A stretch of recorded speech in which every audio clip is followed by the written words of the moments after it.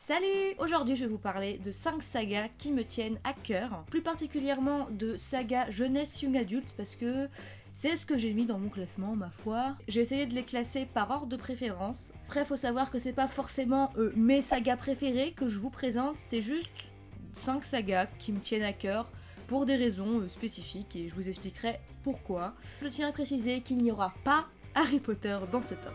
Parce que, évidemment, j'adore Harry Potter, mais c'est un peu la base, tu vois, Harry Potter tu le vois partout, tout le temps, et ben voilà quoi. Donc j'allais pas le remettre dans ce top parce que obviously c'est une saga qui me tient à cœur. Bref, du coup on commence tout de suite, mais tout d'abord, parce que oui, quand t'es un bon lecteur, t'aimes bien être chiant et bousculer les règles, j'ai quand même une mention spéciale à faire pour une saga qui n'est pas dans ce top, mais que je dois mentionner, parce que c'est la trilogie qui m'a remis un peu dans le bain de la lecture. C'est après la lecture de ce livre que j'ai commencé à rentrer dans les délires de lire plus régulièrement, d'acheter beaucoup de bouquins, le truc de la pile à lire, etc. Je parle évidemment, je pense que certains l'auront deviné, de Hunger Games de Suzanne Collins. J'ai adoré la trilogie dans l'ensemble, mais je pense que le tome 2 reste mon préféré. Comme c'est une mention spéciale, je vais pas m'éterniser dessus, puis je pense qu'on en a déjà assez entendu parler sur internet également, donc sans plus attendre, je passe à la suite. Il y a eu un petit changement de dernière minute parce qu'à la base, je voulais te présenter en 5ème place The Mortal Instruments, que j'ai adoré surtout pour son univers. Le chasseur d'ombres, c'est mon look de tous les jours en fait, voilà. Du coup, je voulais trop te mettre ça et puis je réfléchissais, j'étais là, mais non, je ne peux pas ne pas parler de cette saga, je me sens pas moi-même si j'en parle pas, tu vois, je me sens incomplète. Du coup, bah j'ai craqué, puis je t'ai ressorti Les filles au chocolat. Voilà. Je me sentais mal de pas en parler, je suis désolée. C'est ma saga doudou, ma saga... je les ai lus 3 fois chacun, les 6 tomes au moins. Là c'est le premier tome Cœur Cerise que de base j'avais acheté parce que franchement je savais pas quoi lire et ça me faisait pas plus envie que ça. Le résumé fait très bébé en fait, très enfantin et je m'étais dit ouais bon, je vais essayer quand même, mais j'avais vraiment pas beaucoup d'espoir, hein. Je pensais vraiment que j'allais trouver ça niais et passable, mais en fait... Oh, mais qu'est-ce que j'ai aimé! Alors, le premier tome, c'est pas le meilleur. Honnêtement, c'est celui que j'aime le moins parmi les 6. Mais quand j'ai lu, forcément, j'avais pas lu la suite, alors il m'a quand même beaucoup plu. Même si, franchement, l'héroïne, je l'aime beaucoup, mais elle avait ce petit côté menteuse qui m'agaçait un petit peu. Mais malgré ça, j'ai trouvé ça mignon comme tout. C'est attachant, et je trouve les personnages de cette saga vachement réalistes. Si vous connaissez pas Katy Cassidy, en fait, dans ses bouquins, elle s'inspire vraiment de jeunes qui l'entourent et du coup, elle aborde des sujets qui sont vraiment sérieux quoi. Par exemple, dans le tome 3, Cœur Mandarine, elle aborde l'anorexie et dans le tome 5, Cœur Vanille, on parle de cyberharcèlement. En fait, elle tourne pas autour du pot pour parler de sujets sérieux, vous voyez. Moi, c'est ce qui fait toute la différence dans cette saga en fait, c'est que c'est une saga jeunesse hyper sucrée, hyper gourmande, adorable comme tout, vraiment une lecture doudou à lire et à relire. Dès qu'on a un petit coup de mou, ça fait direct du bien. Mais pourtant ça reste du sérieux on va dire, c'est pas quelque chose de niais, de surfait, c'est pas superficiel, loin de là. Pour moi c'est pas du tout une lecture creuse quoi, on est vraiment sur un très bon contenu pour de la lecture jeunesse, franchement c'est au top. Si vous ne connaissez pas cette saga, je vous encourage de l'essayer parce que ça vaut vraiment le détour. En 4ème position, on va aller vers la dystopie jeunesse. De toutes les dystopies que j'ai eu l'occasion de lire jusque-là, celle-ci reste ma préférée. De toutes, vraiment. Il s'agit du Labyrinthe de James Dashner.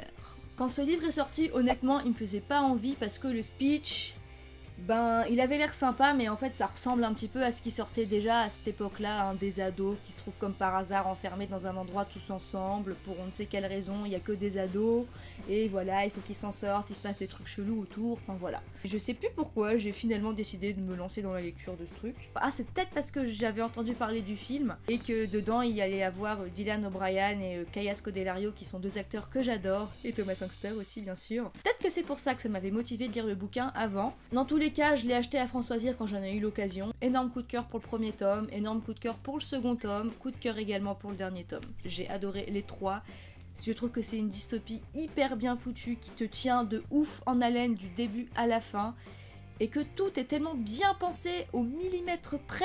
Aussi dangereux soit le labyrinthe, on est d'accord, c'est pas l'endroit rêvé. Je me demandais vraiment comment c'était possible qu'ils aient jamais trouvé une sortie, ne serait-ce qu'une idée, un indice sur la sortie en plusieurs années. Et quand j'ai lu, j'ai compris pourquoi. Tout est bien pensé, bien expliqué, j'ai adoré les personnages. Petit coup de cœur pour Newt qui est mon petit chouchou, mais j'adore aussi également Thomas. C'est vraiment une trilogie que je vous recommande à 100%. Et s'il vous plaît, si vous avez vu les films et que vous les avez aimés, ne vous dites pas, mais surtout pas, oui mais j'ai vu les films, pas besoin de lire le bouquin. Non, ne te dis pas ça parce que c'est pas du tout le même délire. Je suis désolée, mais non. L'univers est bien respecté, les décors également. J'ai bien aimé le casting des acteurs, mais au niveau histoire... Non, lis le livre, s'il te plaît. S'il te plaît, lis le livre, fais-moi plaisir. Dernier truc que j'aurais à dire concernant cette saga, c'est tout à fait personnel, mais il fallait que je le dise, il faut que ça sorte, tu vois. Il y a beaucoup de personnes qui détestent le personnage de Teresa. Et moi, ben, je dois être une des seules à la kiffer, je sais pas comment ça se passe, mais moi, Teresa, je l'adore. Elle a sacrifié son ego pour le bien commun, quoi. J'étais vraiment très déçue dans le tome 2 que ça se finisse comme ça se termine, et que certains lui en veuillent, parce que, franchement, moi, j'admire ce qu'elle a fait, et je lui tire mon chapeau rien que pour ça. En troisième place, j'ai trop la honte parce que j'y ai pas pensé dès le début. Ça m'est revenu juste avant de tourner la vidéo, je me suis dit oh, mais pourquoi j'ai pas mis ça dans le classement, je suis complètement débile. Il s'agit de La Passe Miroir de Christelle Dabos, que j'ai en poche, mais j'ai les deux autres en grand format. Parce qu'après avoir lu le 1 il y a 2 ans, c'était mort que j'attends que le 2 sorte en poche. Surtout qu'il est sorti que depuis quelques semaines cette année, en 2018. Donc voilà, j'ai bien fait d'acheter la suite directement. Honnêtement, cette saga, au tout début, j'ai eu un peu de mal. Parce que j'ai pas l'habitude de lire de la fantasy, c'est pas le genre que je préfère. Et c'est vrai que c'était assez fourni, l'univers, etc. Et puis c'est vrai qu'au début, c'est pas plus passionnant que ça non plus. Donc j'ai eu un peu de mal, j'aimais bien, mais voilà. Et puis je suis arrivée au moment où, sans vous spoiler, Ophélie arrive sur l'arche du pôle, plus particulièrement à clair de lune, et à partir de ce moment-là, je n'ai pu lâcher ce livre. J'ai tout dévoré d'un coup, et à la fin j'étais en mode... Justine, respire. Tu vas devoir attendre que le deuxième tome sorte. Ah non! Franchement, une fois dedans, j'ai juste surkiffé de malade. Je trouve que l'auteure, elle a créé un univers de dingue, elle a eu des idées de fou, et les personnages, j'adore Ophélie, c'est une de mes héroïnes préférées, cette meuf, elle envoie tellement du lourd, alors que extérieurement, elle envoie pas plus que ça. Elle a pas du tout, on va dire, le physique prédisposé, ni la personnalité spécifique pour être une héroïne hyper badass, mais moi... Je trouve qu'elle a une évolution tellement dingue et qu'elle en a tellement, mais tellement. Mais mon petit coup de cœur revient plus particulièrement au personnage d'Archibald que j'adore. Et cette histoire est juste ouf quoi. Moi j'ai adoré les 3 tomes. Et puis l'écriture de Christelle Dabos, j'adore. Enfin cette saga, il faut absolument l'essayer parce que trop bien.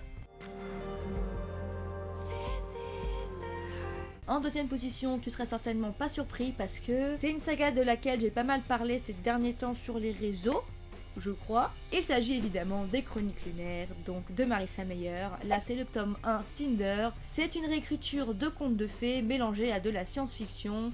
Donc en gros, là, c'est l'histoire de Cendrillon réécrit dans un univers un petit peu à la Star Wars. On a vraiment un très bon équilibre entre l'univers contes de fées et tout ce qui est science-fiction, conquête, prise de pouvoir, conflit politique, etc. J'ai adoré ce tome-là, j'ai mis des années à le lire parce qu'au lycée on l'avait au CDI, mais ça me... mais pas plus que ça. Et à force d'entendre de bonnes critiques, j'ai fini par me lancer en 2017, début 2017, et pouh, qu'est-ce que j'ai bien fait de lire toute la saga, franchement. C'est une de mes sagas préférées maintenant, je pourrais pas m'en passer, j'adore. Pourquoi ma maison elle tremble? Ça fait flipper sa mère? What the fuck?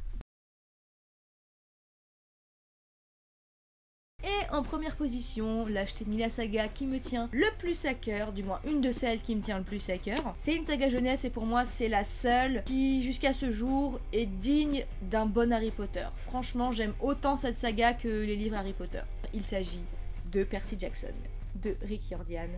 Donc là le premier tome, Le voleur de foudre, je veux dire, si ce n'est que j'adore. Avec un Percy Jackson, on n'a jamais le temps de s'ennuyer, il se passe tellement toujours plein de choses hyper intéressantes, hyper loufoques, hyper hyper bien que voilà, tu t'ennuies pas en le lisant. J'adore les personnages, ils sont hyper attachants. Et comme pour Harry Potter, on les voit grandir un peu au fil des tomes, même si là c'est un peu moins visible peut-être, parce que ça s'étend sur moins d'années. Et les tomes du 1er au 5e, pour le coup, c'est toujours de mieux en mieux. À chaque fois que tu lis un tome, tu te dis, mais comment celui d'après va pouvoir être meilleur que celui-là, et à chaque fois c'est meilleur. Donc voilà, cette saga, je l'aime vraiment, vraiment. Si vous avez vu les films et que vous avez aimé, lisez-la parce que les livres sont vraiment encore mieux. Je crois que le premier, c'était assez semblable au film, il me semble. Par contre, le 2, c'est assez différent. Mais plus que tout, cette saga, c'est une des rares qui m'a fait mourir de rire. Je vous jure que à chaque tome de Percy Jackson, j'avais au moins un fou rire, quoi. Rien que d'y penser, je rigole. L'auteur a tellement une plume hilarante.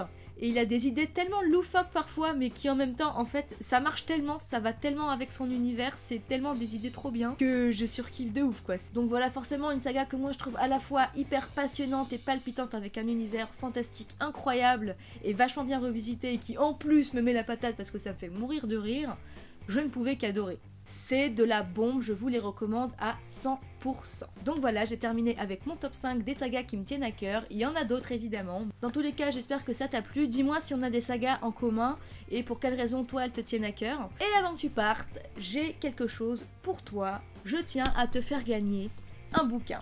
Un bouquin que tu as vu dans cette vidéo. Peut-être que tu te doutes duquel je parle parce que je possède les autres tomes en grand format, mais pas le premier. Et oui, je voudrais, si tu le veux bien sûr, te faire gagner le premier tome de la Passe Miroir au format poche. Si toi tu as envie de découvrir cette saga, mais que t'oses pas trop l'acheter, je te le fais gagner. Je créerai comme la dernière fois un formulaire Google que tu devras remplir pour participer. Et j'ai pas encore réfléchi à combien de temps j'allais faire durer ce concours, donc je te mets tout en barre d'infos une fois que la vidéo est sortie, donc tu peux checker en bas si tu veux savoir. Et pour ceux qui passeraient par là et qui décideraient de s'abonner juste pour pouvoir gagner le livre et ensuite partir à perpète, on peut voir l'ordre des abonnements sur la chaîne, et surtout on peut voir si vous êtes vraiment abonné ou non, donc ça sert à rien de gruger. Cette fois j'ai vraiment terminé, donc je te laisse. J'attends tes commentaires avec impatience pour qu'on parle de nos sagas chouchoutes, et puis eh bien je te dis à bientôt pour la prochaine vidéo, mis à part ça, et je te souhaite, ma foi, de belles lectures. Allez, ciao!